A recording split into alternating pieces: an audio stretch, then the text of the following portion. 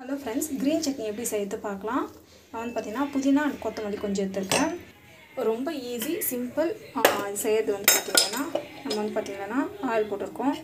Oil காஞ்ச பிறகு நம்ம வந்து ஆனியன் பூண்டு ரெண்டுத்தையும் வந்து ஆட் பண்ணிடலாம். இந்த வந்து பாத்தீங்கன்னா நம்ம வந்து இப்போ வந்து சீரகம் வந்து ஆட் பண்ணி நெக்ஸ்ட் வந்து பாத்தீங்கன்னா கடலைப்பருப்பு ஒவ்வொருக்கும் பருப்பு ஆட் பண்ணிக்கிறோம். இது வந்து பாத்தீங்கன்னா டேஸ்ட் ஸோ வதக்கணும் லைட்டாக வந்து வதங்கணும் ரொம்ப கூட வதக்கிடுவேன். ஸோ காஞ்சி மிளகாய் வந்து ஆட் பண்ணுறோம். ஆட் பண்ணிட்டு நல்லா வந்து வதக்கிட்டாங்க. டொமேட்டோ வந்து ஆட் பண்ணிக்கலாம். நல்லா வந்து வதக்கிக்கலாம். நெக்ஸ்ட் வந்து பார்த்திங்கன்னா நல்லா வதக்கலாம். நெக்ஸ்ட் வந்து பார்த்திங்கன்னா லைட்டாக வதங்குறப்போ பட் பாடுறப்போ நம்மளுக்கு அதிகமாக கீரை இருக்க மாதிரி இருக்கும். வதங்கினா ரொம்ப ஸோ அப்படியே வந்து க்ளோஸ் பண்ணிச்சு. ஸோ இதில் வந்து பார்த்திங்கன்னா நம்ம வந்து புளி வந்து ஆட் பண்ணலாம்.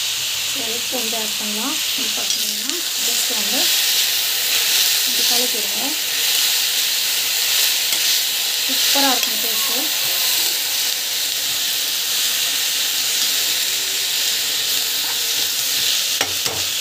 அப்படியே வந்து ஒரு 10 மினிட்ஸ் அப்படியே வந்து வேகட்டும். தேங்காய் வந்து மிக்ஸியில் அரைச்சிட்டேன். ஸோ அப்படியே வந்து இதை ஆட் பண்ணிக்கலாம். ஸோ சட்னி வந்து ஸோ நான் வந்து பார்த்திங்கன்னா இது வந்து தாளிச்சிக்க மாட்டேன். அப்படியே வந்து விட்டுடுவேன். சட்னி அரைச்சிட்டு சூப்பராக இருக்கும்.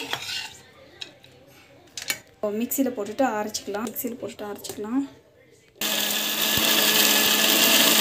லஞ்ச் வந்து பார்த்திங்கன்னா mango rice and then white rice கடலை மார்னிங் பண்ணிக்கலாம். அண்ட் தென் நெக்ஸ்ட் வந்து பார்த்திங்கன்னா எனக்கு ரொம்ப பிடிக்கும் என்னோடய ஃபேவரெட்டு புதினா சட்னிக்கு ஒயிட் ரைஸ்.